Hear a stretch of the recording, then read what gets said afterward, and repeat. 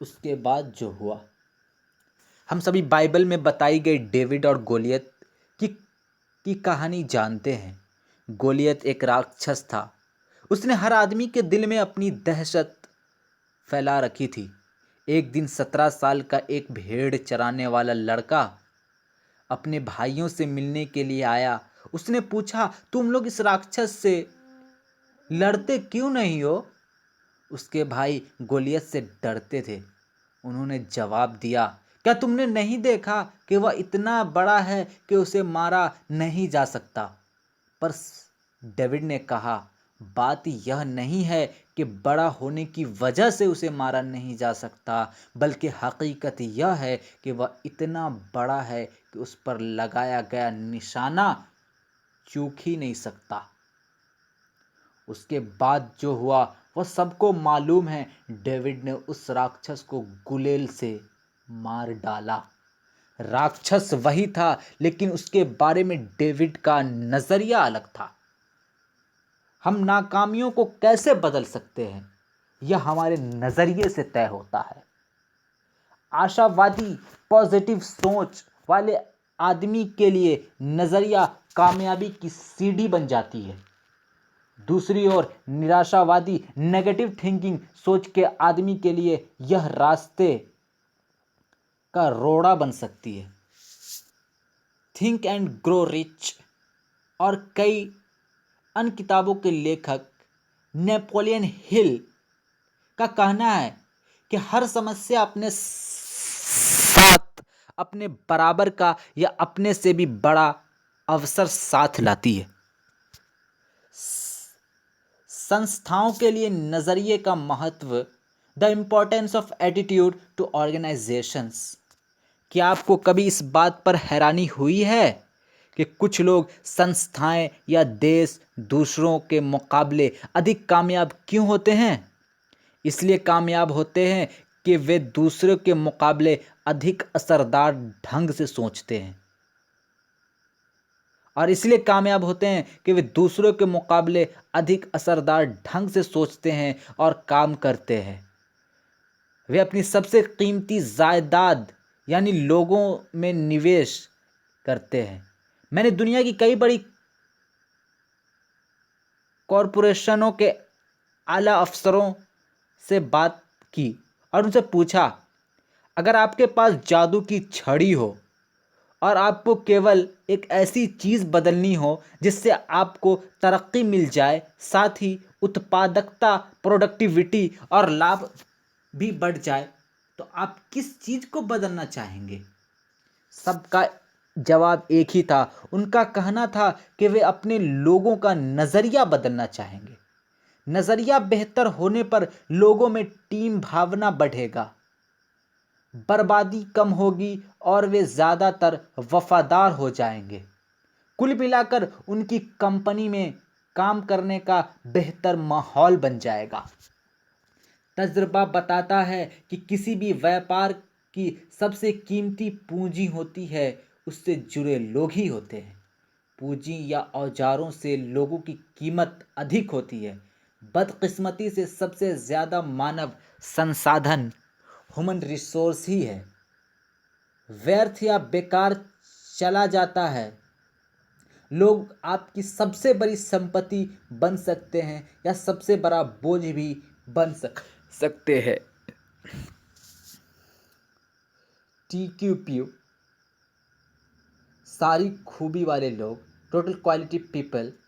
बहुत सारे training programme जैसे कि कस्टमर सर्विस, सेलिंग स्किल्स और स्ट्रेटेजिक प्लानिंग के बाद मैं इस नतीजे पर पहुंचा हूं कि इनमें से ज़्यादातर कार्यक्रम काफ़ी अच्छे होते हैं, लेकिन इनके सामने एक बहुत बड़ी चुनौती है। इनमें से कोई भी तब तक कामयाब नहीं हो सकता जब तक उनकी बुनियाद सही ना हो, और वह सही बुनियाद है TQP, टोटल क्वालिटी पीपल। या TQP क्या है? इसका मतलब है टोटल क्वालिटी पीपल, यानी सारी खूबियों से भरे लोग यानी वे लोग जो अच्छे चरित्र वाले, ईमानदार, नैतिक मूल्य और सकारात्मक नज़रिए, पॉजिटिव एटीट्यूड वाले लोग होते हैं। मुझे गलत ना समझे, आपको दूसरे सारे प्रोग्रामों की ज़रूरत है, लेकिन वे तभी सफल होंगे जब आपकी नींव सही होगी, और वह नींव TQP। उदाहरण के तौर पर कुछ ग्राहक सेवा कार्यक्रम, कस्टमर सर्विस प्रोग्राम में मिलाना हिस्सेदारी करने वालों को प्लीज़ या थैंक यू कहना, मुस्कुराना और हाथ मिलाना सिखाया जाता है। लेकिन किसी आदमी में सेवा करने का जज्बा ही न हो तो वह कब तक मुस्कुरा सकता है। इसके अलावा लोग नकली मुस्कान को पहचान जाते हैं, और अगर मुस्कान सच्ची हो न हो तो उसे देखकर चिढ़ पैदा होती है। मेरा कहना है कि असलियत को दिखावे पर हावी होना चाहिए, न कि दिखावे को असलियत पर। बेशक ग्राहकों से पेश आने वाले लोगों को प्लीज़ और थैंक यू कहना चाहिए और मुस्कुराना चाहिए। ये बातें महत्वपूर्ण हैं, लेकिन याद रखें कि अगर मन में सेवा करने की भावना हो तो आम जिंदगी में ये बातें खुद ब खुद आसानी से शामिल हो जाती है। एक बार एक आदमी मशहूर फ्रांसीसी दार्शनिक ब्लेज दिमाग हो तो मैं बेहतर इंसान पास्कल से मिला और उनसे कहा, अगर मेरे पास आपके जैसा दिमाग हो तो मैं बेहतर इंसान बन जाऊंगा। इस पर पास्कल ने जवाब दिया, बेहतर इंसान बनो, तुम्हारा दिमाग खुद ब खुद मेरे जैसा हो जाएगा। महान संगठनों को तनख्वाहों या काम करने के हालात के पैमाने पर नहीं आंका जाता, उन्हें भावना, नजरिए और आपसी संबंधों से आंका जाता है। जब कर्मचारी कहते हैं मैं यह काम नहीं कर सकता तो इसके दो मायने हो सकते हैं। या तो उनका मतलब है कि उन्हें वह काम करने का तरीका मालूम नहीं है, या तो टेक्निकल ट्रेनिंग का मुद्दा है। लेकिन अगर वे काम नहीं करना चाहते हैं तो यह नज़रिए से जुड़ा मुद्दा हो सकता है। उन्हें उस काम की परवाह नहीं है, या वह नैतिकता का मुद्दा हो सकता है। वे मानते हैं कि उन्हें वह काम नहीं करना चाहिए। कैलगेरी टावर की ऊंचाई 190.8 मीटर है। उसका कुल वज़न 10,884 टन है। उसमें 6,349 टन कुल वज़न का लगभग 60% भाग वज़न ज़मीन के अंदर है। इससे जाहिर होता है कि भव्य दिखाने वाली कई इमारतों की नींव काफ़ी मजबूत होती है। जिस तरह किसी भव्य इमारत की टिके रहने के लिए उसकी नींव मजबूत होनी चाहिए, उसी तरह कामयाबी के टिके रहने के लिए भी मजबूत बुनियाद की ज़रूरत होती है। और कामयाबी की बुनियाद होती है नज़रिया, संपूर्णतावादी नज़रिया, ए हॉलिस्टिक अप्रोच। मैं संपूर्णतावादी नज़रिए में यकीन रखता हूँ। हम केवल हाथ, पाँव, आँख, कान, दिल और दिमाग नहीं, बल्कि एक संपूर्ण इंसान है। काम करने के लिए एक पूरा आदमी जाता है और काम करके एक पूरा आदमी लौटता है। घर के परेशानियां हमारे कामकाज पर और कामकाज से जुड़ी परेशानियां हमारी पारिवारिक जिंदगी पर असर डालती है। पारिवारिक समस्याओं की वजह से तनाव का शिकार होने पर हमारी उत्पादकता घट जाती है। इसी तरह कामकाज से जुड़ी परेशानियां न केवल हमारे परिवार बल्कि ज़िंदगी के हर पहलू पर असर डालती है। निजी पेशों से जुड़ी और सामाजिक समस्याएं एक दूसरे पर लाजमी तौर पर असर डालती है।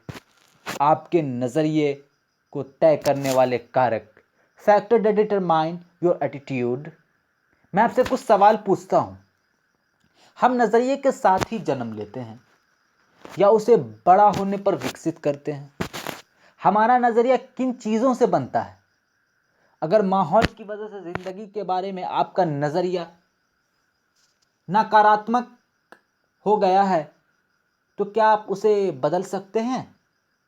दरअसल हमारे नजरिए का ज्यादातर हिस्सा हमारी जिंदगी के शुरुआती सालों में ही बन जाता है। यह सच है कि हम अपने मिजाज की कुछ खासियत के साथ पैदा होते हैं, लेकिन बाद में हमारा नज़रिया बनता है। उसे ख़ास तौर से ये 3 चीज़ें तय करती है। फर्स्ट माहौल, सेकंड तजुर्बा, थर्ड शिक्षा। इन्हें हम नज़रिए के तो ये कह सकते हैं। अब इन तीनों पर नज़र डालते हैं। माहौल, इन्वायरमेंट। माहौल में ये चीज़ें शामिल होती है। घर अच्छा या बुरा असर डालती है। होम पॉजिटिव और नेगेटिव इन्फ्लुएंस। स्कूल साथियों का दबाव। काम मददगार या ज़रूरत से अधिक नुक्ताचीनी करने वाला supervisor. Media, television, newspaper, magazine, movies. Cultural background, religion background, traditional belief, social environment, political environment. ऊपर बताए गए सारे माहौल मिलकर हमारी तहजीब बनाते हैं। घर हो, संस्था हो, देश हो, हर जगह की अपनी एक तहजीब होती है। उदाहरण के तौर पर आप एक स्टोर में जाते हैं तो वहाँ के मैनेजर से लेकर सेल्स क्लर्क तक को विनर, मददगार, दोस्ताना और खुश मिजाज से भरा पाते हैं। या फिर आप दूसरी दुकान में जाते हैं तो वहाँ काम करने वाले को रूखा और बदतमीज़ पाते हैं। आप एक घर में जाते हैं तो वहाँ माँ बाप और बच्चों को तमीज़ वाला, मिलनसार और दूसरों को ख्याल रखने वाला पाते हैं। जबकि दूसरे घर में जाने पर हर आदमी को कुत्ते बिल्लियों की तरह आपस में लड़ता पाते हैं। जिंदगी देशों की सरकारी और राजनीतिक माहौल में ईमानदारी होती है। वहाँ के लोग भी आमतौर पर ईमानदार, कानून का पालन करने वाले और मददगार होते हैं। इसका उल्टा भी उतना ही सही है। जिस तरह बेईमान और भ्रष्टाचार माहौल में एक ईमानदार आदमी का जीना मुश्किल हो जाता है, उसी तरह ईमानदारी से भी भरे माहौल में बेईमान व्यक्ति का मुश्किल हो जाता है। अच्छे माहौल में मामूली कर्मचारी की भी काम करने की शक्ति बढ़ जाती है, जबकि बुरे माहौल में अच्छे काम करने वाले की काम करने की शक्ति घट जाती है। तहजीब, कल्चर कभी नीचे से ऊपर की ओर नहीं जाती, बल्कि यह हमेशा ऊपर से नीचे की ओर आती है। हम पीछे मुड़कर देखना चाहेंगे कि हम खुद के लिए और अपने आसपास के लोगों के लिए कैसा माहौल तैयार किया है। बुरे माहौल में लोगों से अपने अच्छे व्यवहार की आशा नहीं की जा सकती। जहाँ कानून का न होना ही कानून बन जाता है, वहाँ ईमानदार नागरिक भी चोर, उचक्के और बेईमान हो जाते हैं। कुछ समय निकाल कर इस बात का गौर कीजिए कि हमारा माहौल हम पर कैसे असर डालता है और हम जो माहौल तैयार करते हैं वह दूसरों पर कैसे असर डालता है। तजुर्बा। अलग अलग लोगों से मिले तजर्बे के मुताबिक हमारा व्यवहार भी बदल जाता है। अगर किसी इंसान के साथ हमें अच्छा अनुभव मिलता है तो उसके बारे में हमारा नज़रिया अच्छा होता है, पर बुरे अनुभव मिलने पर हम सावधान हो जाते हैं। अनुभव और घटनाएं हमारी ज़िंदगी के संदर्भ बिंदु बन जाते हैं। हम उनसे नतीजे निकालते हैं जो भविष्य के लिए मार्गदर्शन की भूमिका निभाते हैं। शिक्षा, एजुकेशन। शिक्षा औपचारिक और अनौपचारिक दोनों तरह की होती है। आजकल हम लोग सूचनाओं के सागर में गोते लगा रहे हैं, लेकिन ज्ञान और समझदारी का अकाल पड़ा हुआ है। ज्ञान को योजनाबद्ध ढंग से समझदारी में बदला जा सकता है और समझदारी हमें कामयाबी दिलाती है। शिक्षक की भूमिका काफ़ी महत्वपूर्ण होती है, उसका प्रभाव अनंत काल तक रहता है, इसके असर की लहरें अनगिनत है। शिक्षा ऐसी होनी चाहिए जो हमें केवल रोजी रोटी कमाना नहीं बल्कि जीने का तरीका भी सिखाए। सकारात्मक नज़रिया वाले लोगों को कैसे पहचानें? How do you recognise people with a positive attitude? जिस तरह सेहत खराब न होने का मतलब अच्छी सेहत नहीं होता, उसी तरह किसी इंसान को नकारात्मक न होने का मतलब यह नहीं होता कि वह सकारात्मक है।